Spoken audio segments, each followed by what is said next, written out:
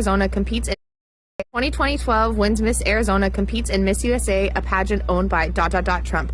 Okay, want to know something really weird? So she had said in a podcast that she had never competed in pageants and had never done any modeling before until one day she receives an invitation in the mail to become a model and start doing pageants.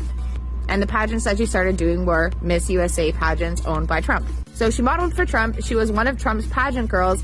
But did you know that she was also a casting director at the same time that she was doing all of this stuff for Trump? Now, she doesn't specify on her website if she worked as a casting director for Trump, but around the time that she was claiming to be a casting director, she also owned a ministry that was working with the U.S. military in Romania. The area in Romania where she was operating this ministry had a bunch of locals accusing these evangelical ministries of kidnapping children and trafficking them out of the country. These children were being found in the UK, in Israel, and were also being sent to undisclosed private islands.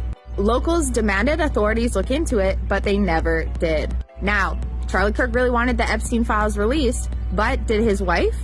Prior to marrying Charlie Kirk, she was a multi-millionaire on her own, and since his passing, she's also amassed all of his wealth plus an additional at least $5 million in donations. She's currently considered the most powerful woman in the United States, with mega fans begging her to run as vice president in 2028. Let's talk about their first date because it was actually a job interview. Back in 2018, 2 years after Donald Trump had started working with Charlie Kirk had hosted a Turning Point USA opening event for one of the offices that they had opened. And Erika and Charlie Kirk were introduced to each other. Charlie Kirk instantly thought that she was beautiful, but thought that she was really smart. And allegedly, one of their mutuals had suggested that Charlie Kirk hire Erika. I'm assuming it was Donald Trump or someone on his team because Donald Trump had signed on to work with Charlie Kirk and Erika was already one of Donald Trump's employees. So it would make the most sense for Donald Trump and his team to encourage Charlie Kirk to hire Donald Trump's employees.